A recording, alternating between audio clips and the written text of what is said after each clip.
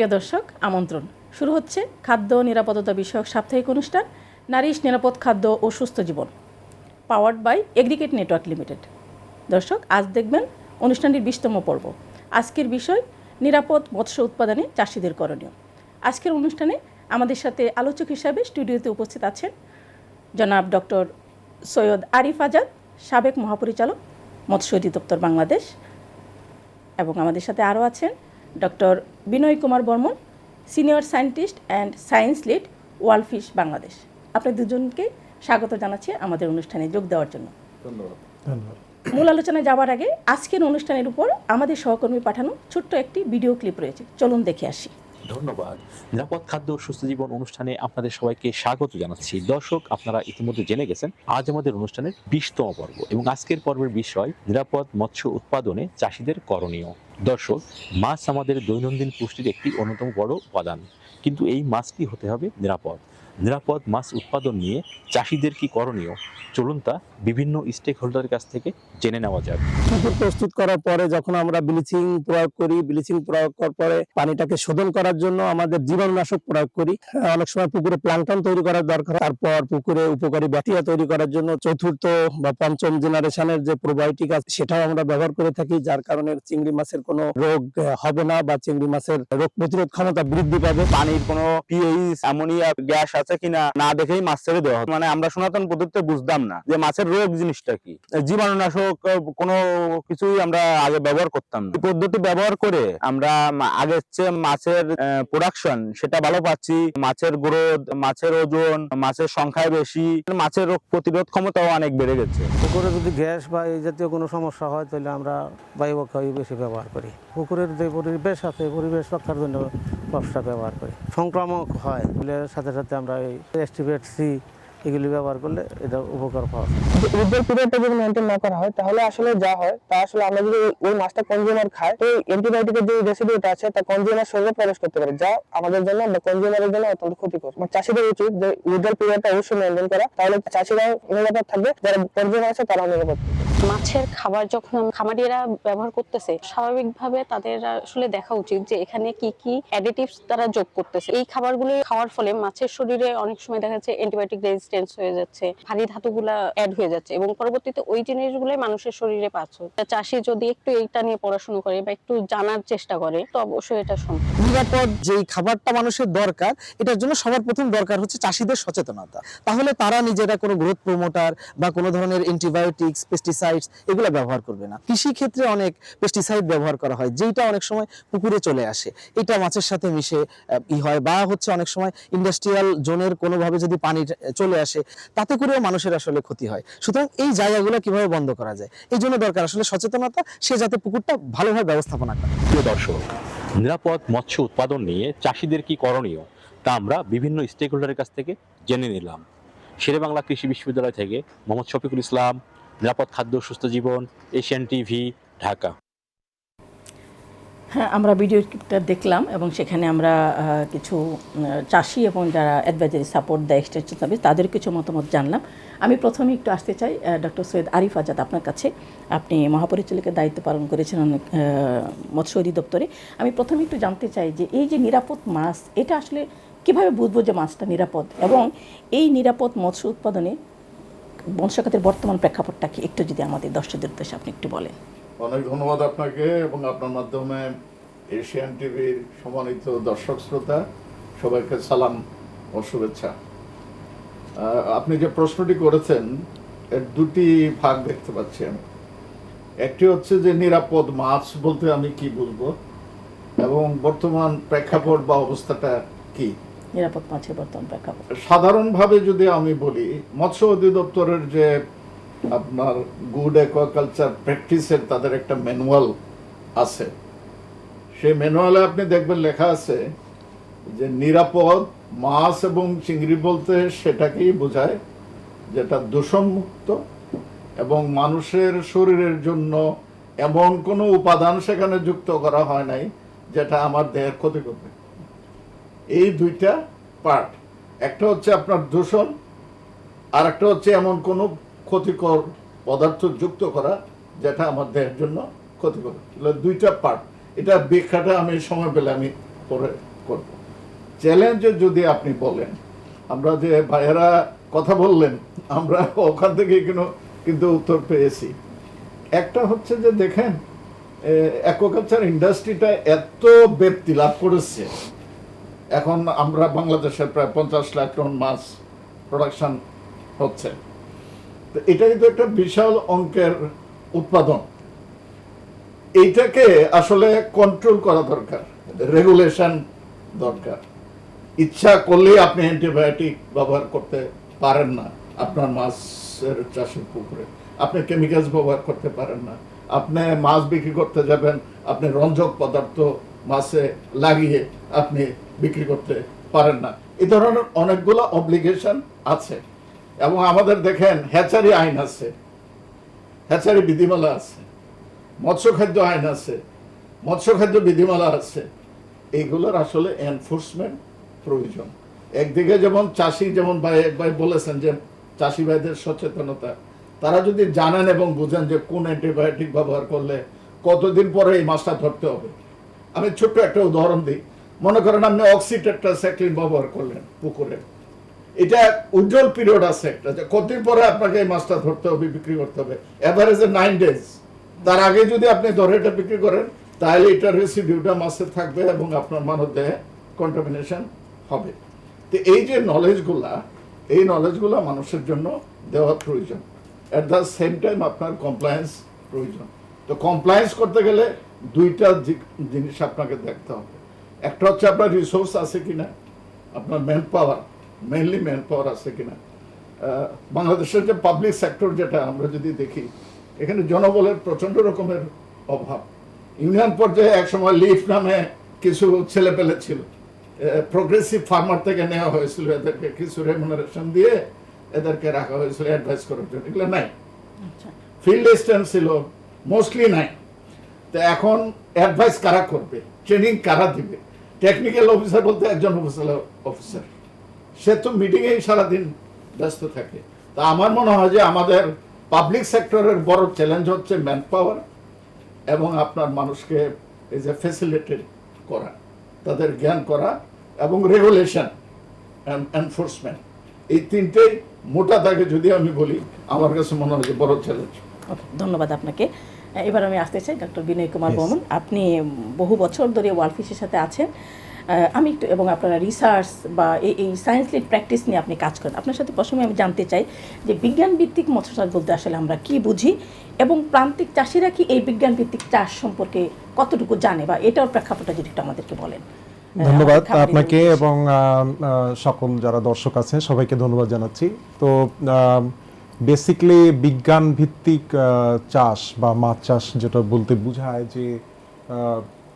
যে কোনো বিজ্ঞান আমরা যখন বলি তখন একটা সিস্টেমেটিক ওয়েতে সব কিছু করা, এবং সেইখানে যখনই মানুষ আমাদের চাষিরা মাছ চাষ করতে যান, তখন যদি আমরা এগুলো কয়েকটা ভাগ আছে যে মাছ চাষের যে বিভিন্ন যে পর্যায়গুলো আছে, এই প্রতিটা পর্যায়ে যদি সিস্টেমেটিক ওয়েতে বা নিয়মতান্ত্রিক পদ্ধতিতে যেটা করা উচিত সেইটা, যেমন আপনি যদি বলা যায় যে পুকুর আসলে পুকুরে যদি মাছ চাষ করেন, তাহলে সেই পুকুরের যে মাছ ছাড়ার আগে বা মাছকে আমরা বলি যে এটা প্রি স্টকিং যে ম্যানেজমেন্ট, সেখানে পুকুর পরিষ্কার করা, তারপরে সেখানে কোনো যদি কাদা থাকে এবং কোনো টক্সিক জাতীয় কোনো জিনিস ওখানে অলরেডি থাকে, এবং বিশেষ করে যদি কোনো গাছের পাতা পড়ে অথবা পচা এই যে জিনিসগুলো এগুলো, এবং বিশেষ করে যদি সেই পানিটাকেও অত্যন্ত পরিষ্কার করতে হয়। তো এটা প্রি স্টকিং ম্যানেজমেন্ট, অর্থাৎ এই কাজটা খুবই গুরুত্বপূর্ণ। এবং 2 নম্বর হলো যে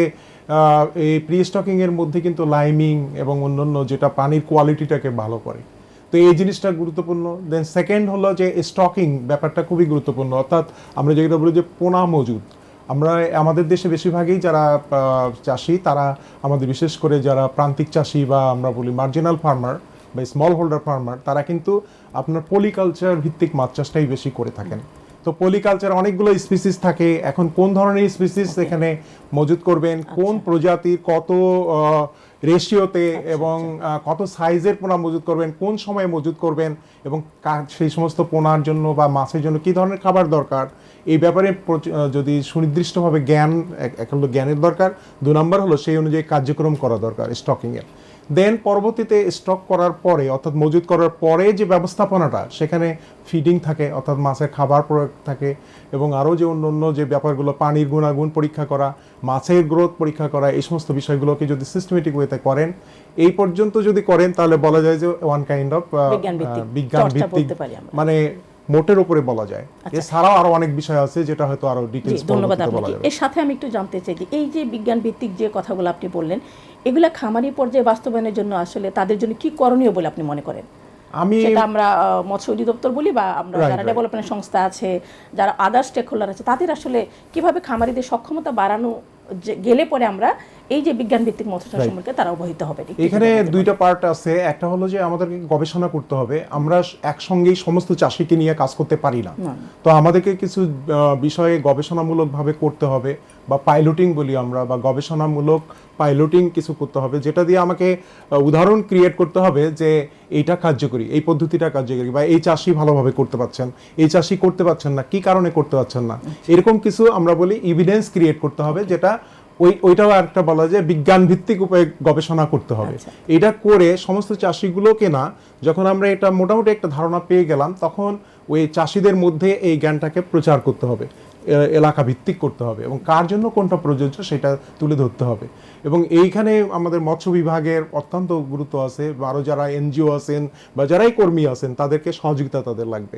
অর্থাৎ আমাদের যে মৎস্য চাষের যে জ্ঞান, এই জ্ঞানটা যাতে এটা গবেষণার মাধ্যমে আসতে পারে অথবা চাষির নিজস্ব অভিজ্ঞতার মাধ্যমে আসতে পারে, সেগুলোকে সংগৃহীত করে এটার প্রপার ওয়েতে গাইডলাইন আকারে এবং এটা সম্পৃক্ত করতে হবে মানুষ ইয়াদের। ধন্যবাদ আপনাদের দুজনকে। আমরা ছোট্ট একটি বিজ্ঞাপন বিরতিতে যাচ্ছি দর্শক, ফিরে আসবো একটু পরে, আমাদের সাথেই থাকুন।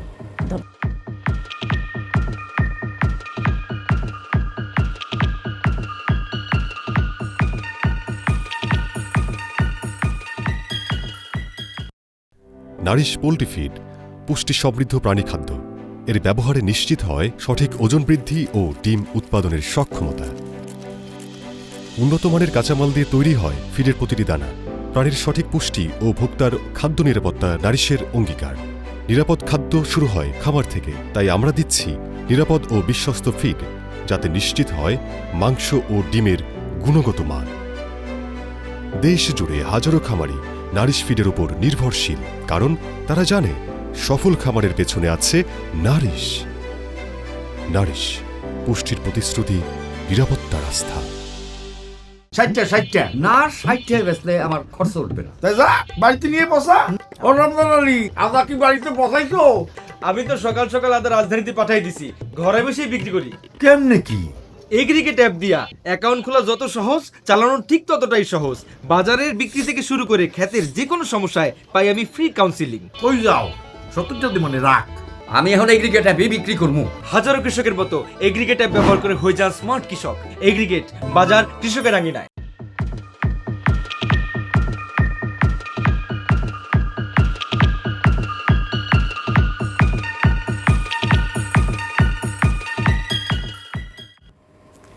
প্রিয় দর্শক, বিরতির পর আবারও আমন্ত্রণ। আপনারা দেখছেন নারিশ নিবেদিত নিরাপদ খাদ্য ও সুস্থ জীবন, powered by aggregate network limited.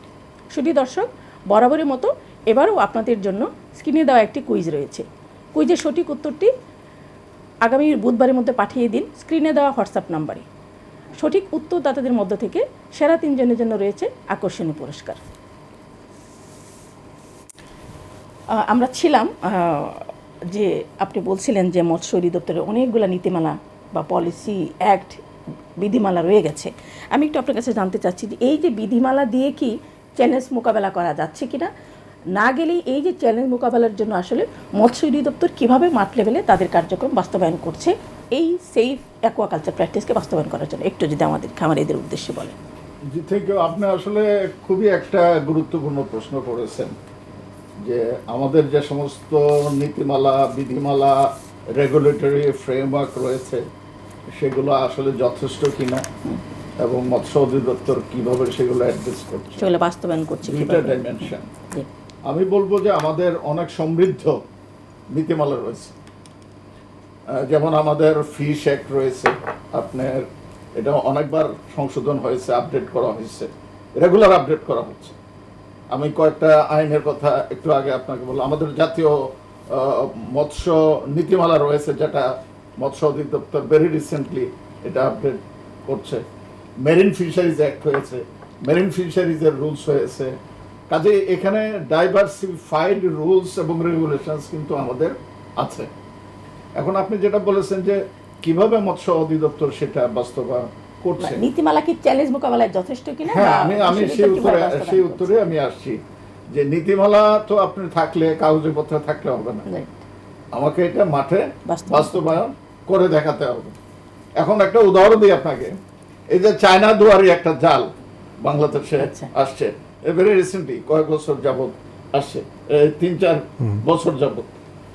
এখন এইটা আসার পরে যখন মৎস্য অধিদপ্তর দেখলো যে এটা একটা বিধ্বংসী জাল, সে কিন্তু সাথে সাথে মৎস্য আইন সংশোধন করে এটাকে নিষিদ্ধ ঘোষণা করেছে। এবং আপনি যদি দেখেন যে বাংলাদেশের বিভিন্ন উপজেলায় আমাদের যে উপজেলা অফিসার যারা রয়েছেন বা এস্টেন ফিশারি অফিসার যেখানে যেখানে আছে, ফিল্ড এস্টেন আছে, তারা কিন্তু রাত দিন কাজ করছে, তারা কিন্তু বসে নাই। কিন্তু আমি মনে করি আমাদের যে ম্যান পাওয়ার আছে, এই ম্যান পাওয়ার যথেষ্ট না এই কাজ করার জন্য। আমাদের জনবলের যোগদান এখানে এডিশন প্রয়োজন। দ্বিতীয় হচ্ছে আপনার রিসোর্স। আপনার যদি একটা পেট্রোল দেন, কোস্টাল এলাকাতে মনে করেন আপনি বেয়ন্দি জাল ধরবেন, একটা পেট্রোল দেন, তো একটা পেট্রোলে মৎস্য অধিদপ্তরের 6টা পেট্রোল ভেসেল কিনেছে বলে আমি জানি এই কিছুদিন আগে। তো একটা পেট্রোল ভেসেলে আপনার পার ঘন্টায় ফুয়েল লাগে 80 লিটার। তো আপনার এটার কষ্ট থেকে আসবে, তো সেই রিসোর্স আপনাকে কিন্তু জেনারেট করতে হবে। আমি খুব নির্দ্বিধায় বলবো, বাংলাদেশের যারা নীতি নির্ধারক, আমাদের কেন্দ্রীয় যারা পলিসি মেকার, যারা রিসোর্স বাংলাদেশে এলোকেট করে, তাদের বুঝতে হবে যে বাংলাদেশের 1.25 কোটির মতো লোক এই পেশায় জড়িত। বাংলাদেশের জিডিপির একটা মাছ, শুধু ইলিশ মাছ, এইটাই জিডিপির যোগান দিচ্ছে আপনার 1%। আমাদের কর্মসংস্থানের যে মানে সুযোগ, আমি বলবো এখনো ফিশারিজ একটা ভার্জিন সেক্টর, কাজে এখানে বিনিয়োগ প্রয়োজন। বিনিয়োগ কিন্তু আমাদের নাই, এটা একটা বড় চ্যালেঞ্জ। মৎস্য অধিদপ্তরকে আপনি শুধু বললে হবে না, কাঁধে বন্দুক দিলে হবে না, সে গুলি লাগবে এবং তার মাঠে যাওয়ার জন্য রাস্তা লাগবে, তার ফুয়েল লাগবে, তাকে গাইডেন্স দিতে হবে প্রপার। এইটার যথেষ্ট অভাব এখনো রয়েছে বলে আমি মনে করি। ধন্যবাদ আপনাকে। আমি আবারও আসতে চাই ডক্টর বিনয় কুমার বর্মন আপনার কাছে।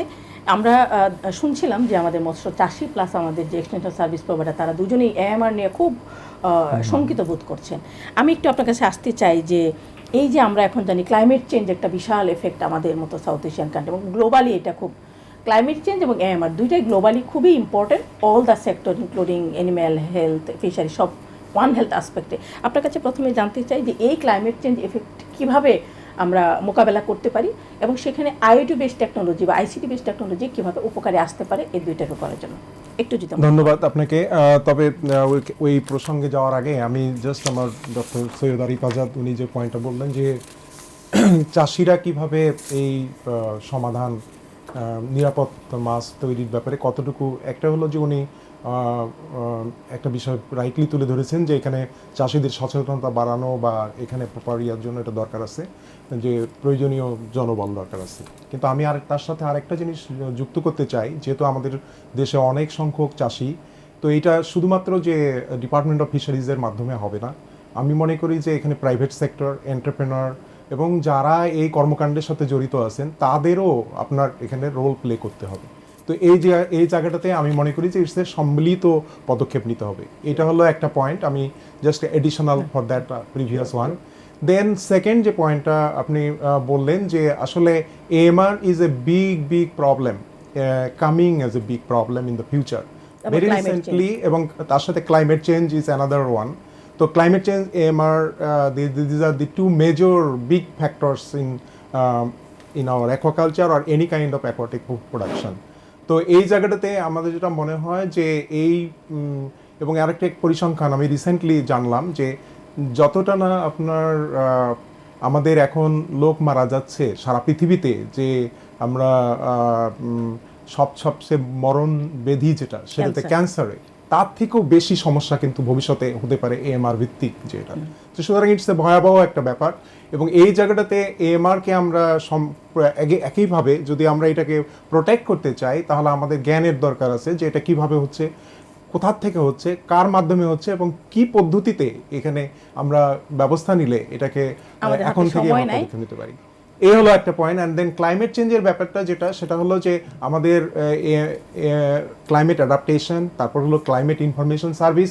ইতিমধ্যেই ওয়ার্ল্ড ফিশ অনেকগুলো কাজ করছেন, আমরা মনে করি এই ক্ষেত্রেও একটা ক্লাইমেট অ্যাডভাইজারি সার্ভিস বা এরকম একটা কথা ক্লাইমেট অ্যাডভাইজারি সার্ভিস, এবং তার সাথে আইওটি বেসড টেকনোলজি আমরা যদি সম্পৃক্ত করতে পারি, আমাদের এই যে সমস্যা এটা অনেক অংশেই আমরা দূর করতে পারবো বলে মনে করি। এটার সাথে একটু আমি জানতে চাই যে অনেকেই আমরা ধারণা করি যে আইওটি বেসড টেকনোলজি যদি আমরা ইউজ করি তাহলে কি কস্ট বেড়ে যায় কিনা, সেক্ষেত্রে প্রোডাক্টের কস্ট সেই বিষয়টা এখনো চ্যালেঞ্জ, এবং আমরা কিছু অনেকের সাথে আলাপ করছি। এটা এখনো it's a hugely costed technology, কিন্তু in future we need to work on it. ধন্যবাদ আপনাকে। আমি আবারও আসতে চাই ডক্টর সৈয়দ আরিফ আজাদ আপনার কাছে। আপনি বলছিলেন যে ইলিশ এবং চিংড়ি, আমি একটু আসতে চাই যে অ্যাকোয়াকালচার এক্সপোর্ট সেক্টরের বর্তমান এবং ভবিষ্যৎ প্রেক্ষাপট সম্পর্কে আপনি অল্প কথা একটু আমাদের বলবেন, আমরা একদম শেষের দিকে চলে আসছি প্রায়। ধন্যবাদ। আসলে আপনি একটা বিশাল বড় সেক্টর উত্থাপন করেছেন, খুবই স্বল্প কথা উত্তর দেওয়া ভেরি ডিফিকাল্ট। আমি তবু ছোট্ট করে বলার চেষ্টা করি। দেখেন, নিরাপদতা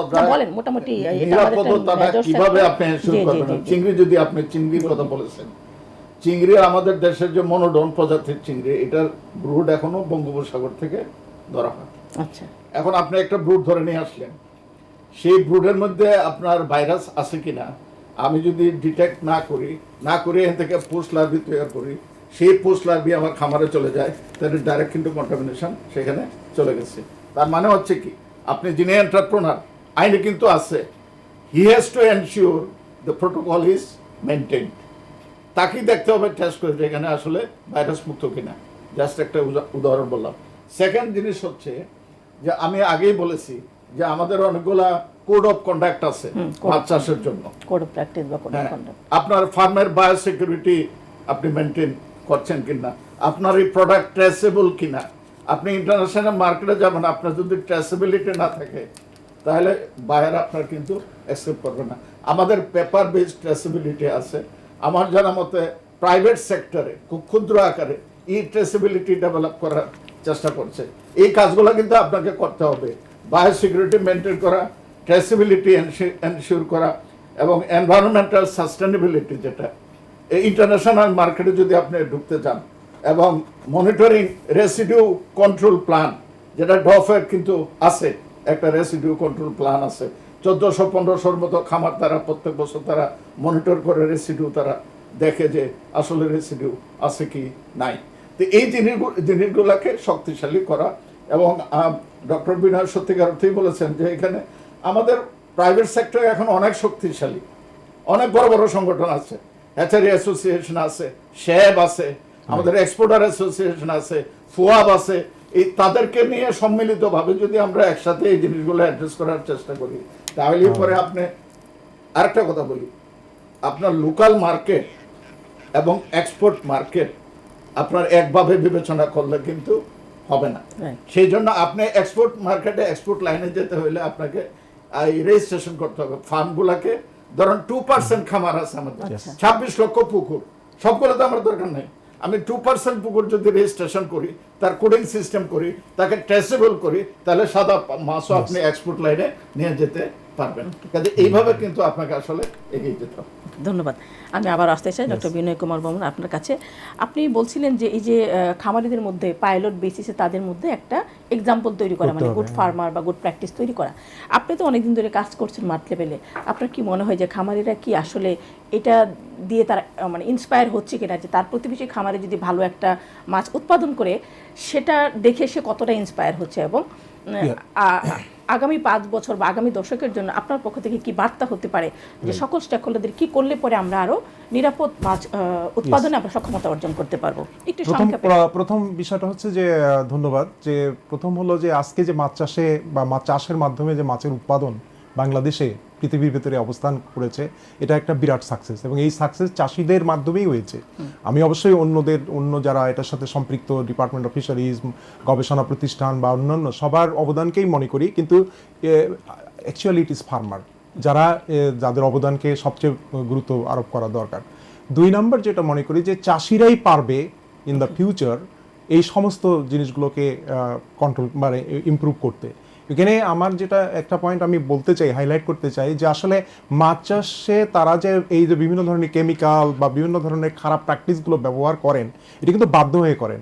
কারণ তারা যখন দেখেন যে তাদের লাভজনক ভিত্তিক মাছ চাষ হচ্ছে না, তখন কিন্তু এই বিভিন্ন ধরনের ব্যাড প্র্যাকটিস বা ম্যাল প্র্যাকটিসগুলোকে বেশি করে অল্টারনেটিভ হিসেবে নেওয়ার চেষ্টা করে। তাদের উদ্দেশ্য হলো যে কিভাবে তারা অনেক বেশি উৎপাদন এবং আয় করতে পারেন। কিন্তু আমরা যদি এই জায়গাটাতে অনেক বেশি আকারে সিস্টেমেটিক আকারে যদি গবেষণা এবং আমাদের যে সকল মিলে যদি আমরা কর্মকাণ্ড করতে পারি, যে এটা না করেও আপনি অনেক ভালো উৎপাদন করতে পারেন, অনেক বেশি লাভবান হতে পারেন, তাহলে কিন্তু লোকজন কেউ শখ করে আপনার খারাপ প্র্যাকটিস করবে না। ধন্যবাদ আপনাকে। আমরা একেবারে শেষ পর্যায়ে চলি। শেষ প্রশ্ন, আপনি একটু নিরাপদ মৎস্য চাষে মানে খামারি এবং ভোক্তার কি করণীয় অল্প কথা একটু বলে দিবেন, তারপরে এটা দিয়ে আমরা শেষ করব আজকে। ধন্যবাদ। আমার কাছে মনে হয় যে খামারিদের পক্ষে জন্য আমার যেটা বার্তা সেটা হলো যে আপনারা অনেক অর্জন করেছেন। সামনের দিনগুলোতে আমরা যে ভয়াবহ অবস্থার মধ্যে আমরা ইতিমধ্যেই পড়েছি, যে আমরা যদি খাদ্যটা যদি নিরাপদ না হয় আমাদের ফিউচার জেনারেশনের জন্য, তাহলে আমাদের জন্য না, নেক্সট জেনারেশনের জন্য এটা খুবই ভয়াবহ একটা দিক। সুতরাং আপনারা যেভাবে উন্নয়ন করেছেন মাছ চাষের জন্য, ঠিক একইভাবে আপনাদের আসলে কন্ট্রিবিউশন লাগবে, আমরা সম্মিলিত কন্ট্রিবিউশন লাগবে এই নিরাপদ মাছ তৈরি করার জন্য। এটা একটা মেসেজ। ধন্যবাদ। আপনার কাছে আসতে চাই সেম জিনিস, যে নিরাপদ খামারি এবং ভোক্তা দুজনের জন্য নিরাপদ মৎস্য চাষে আপনার পক্ষ থেকে কি মেসেজ দেওয়া যেতে পারে একটু আজকের অনুষ্ঠানের উপর? খুবই পরিষ্কার 2টা মেসেজ আমি দিতে চাই। আমি একটা উদাহরণ দিই আপনাকে। আমার মেয়াদে মাঝামাঝি সময়ে আমরা একটা রিসার্চ করেছিলাম ঢাকা ইউনিভার্সিটি এবং অন্যান্য কয়েকজন গবেষক নিয়ে। বিএফআরআই হচ্ছে বাংলাদেশ মৎস্য গবেষণা ইনস্টিটিউট, তারা ছিলেন খুলনা অঞ্চলে অনেকগুলো ফার্মে, এই চিংড়ি ফার্মে, গলদা ফার্মে। সেখানে আমরা একটা ভয়াবহ চিত্র পেয়েছিলাম যে 26 ধরনের অ্যান্টিবায়োটিক রেজিস্ট্যান্ট হয়ে গেছে। এখন চাষি ভাইদের আমি বলবো যে আপনি লাভ চান ভালো কথা, এই যে অ্যান্টিবায়োটিক রেজিস্ট্যান্ট, এইটা যদি এই প্রোডাক্ট যদি আপনার শরীরে যায়, ভবিষ্যতে আপনি তো ইনজেকশন দিলে, ট্যাবলেট দিলে আপনার কিন্তু রোগ ভালো হবে না। এইটা ভাই আপনি মাথায় রাখতে হবে।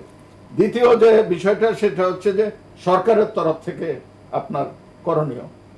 এবং আমি শুরুতে আমি বলেছিলাম যে দেখেন আমার এতগুলো ভালো ভালো আইন আছে, সেই আইনগুলা যে প্রাইভেট সেক্টরকে আপনি অনেক পরামর্শ দিতে পারেন, কিন্তু এনফোর্সমেন্টের বিষয়টা, এই যে নিরাপদ খাদ্য উৎপাদনের যে প্রসেসটা মেনটেন করা, এখানে যদি আপনার এই যে এমন একটা গুদামে খাদ্য আপনি সংরক্ষণ করলেন যেখানে ফাঙ্গাস গ্রো করে ফেললো, সেই ফাঙ্গাস গ্রোথ করা ফিড আপনি মাছকে খাওয়ালেন, এই এনফোর্সমেন্ট কিন্তু গভর্নমেন্টকেই আপনাকে করতে হবে।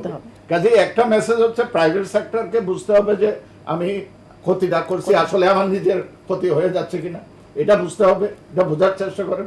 আর গভর্নমেন্ট সেক্টরে, পাবলিক সেক্টরের কাজ হচ্ছে যতটুকু সম্ভব আমাকে এনফোর্সমেন্টে যেতে হবে, কমপ্লায়েন্সে যেতে হবে, তাহলে আপনার এই সেফটিটা এনশিওর করা। অনেক ধন্যবাদ আপনাদের দুজনকে আমাদের সাথে যোগ দেওয়ার জন্য। প্রিয় দর্শক, আমরা অনুষ্ঠানের একদম শেষ পর্যায়ে চলে এসেছি। গুজব, ভুল বা আংশিক কোনো ধারণা নয়, বরং বিজ্ঞানভিত্তিক তথ্যের মাধ্যমে সমাজের মানুষকে সচেতন করাই হলো আমাদের এই অনুষ্ঠানের মূল লক্ষ্য। দেখা হবে আগামী শনিবার একই দিনে অন্য কোনো বিষয় নিয়ে। সে পর্যন্ত সবাই ভালো থাকুন। আল্লাহ হাফেজ।